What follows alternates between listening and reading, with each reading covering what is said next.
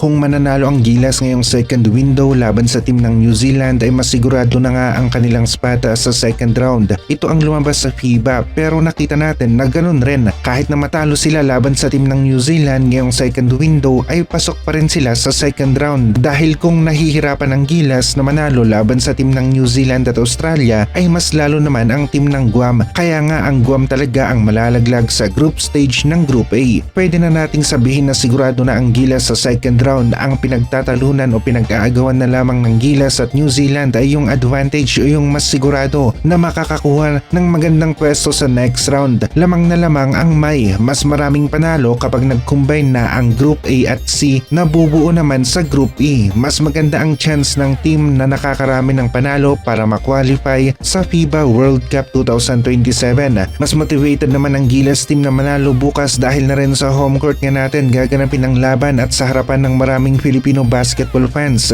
Hindi sigurado ang panalo, hindi ito maipapangako ng Gilas pero nakakatiyak naman tayo na ibubuhos nga nila ang lahat ng kanilang makakaya sa larong ito. Beatable naman ang team ng New Zealand, nagawa na ng Gilas na manalo laban sa kanila at kaya nilang ulitin ito. Isang player lang naman ang wala at ito nga ay si Kai Sotto. Kailangan rin na ipakita ng Gilas na kaya nilang manalo sa larong ito para pagbalik ni Kai, mas challenge pa itong si Kai Sotto na gumawa ng malaking ambag para manalo ang Gilas dahil magiging negative ito para kay Kai Sotto. Kapag nagawa ng Gilas na manalo ngayong second window tapos pagbalik niya sa third window talo ang Gilas, talagang hindi magiging maganda ito para kay Kai. Ganun rin naman kapag talo ang Gilas ngayong second window, kailangan talaga natin ang tulong ng isang Kai Sotto dahil isa siya sa naging dahilan kung bakit nagawa ng Gilas na manalo laban sa team ng New Zealand at Latvia. Galing na mismo sa bibig ng mga coaches na kanilang tinalo na ang size ang isa sa dahilan kung bakit sila natalo. Hindi nila inaasahan na meron ngang size ang Gilas. Tiwala pa rin tayo na kahit equally match ang size ng Gilas, walang height advantage ngayon dahil walang Kai Sotto, ay possible pa rin na magawa ng Gilas na manalo. Final 12 ng Gilas, 11 sigurado tayo na pasok na dito. Ito ay sina Junmar, AG Edo, QMB, Tamayo, Oftana, Kiambao, Brownlee, Perez, Newsam, Ramos, Thompson at sa totoo lang baka naglalaban sina RJ at JDL sa last spot. Troy at Balte nakikita natin nakasali sila sa cut dahil nandyan si QMB. May laban ang mga players na ito, may kakayahan sila na manalo laban sa team ng New Zealand kahit na sila pa ang dihado sa odds at prediction na rin ng karamihan, pero malaking factor nga rin ang home court advantage, yung dagdag motivation ng mga players at gusto rin nilang patunayan na kaya nilang manalo kahit na hindi na muna maglalaro si Kai ngayong second window na ito.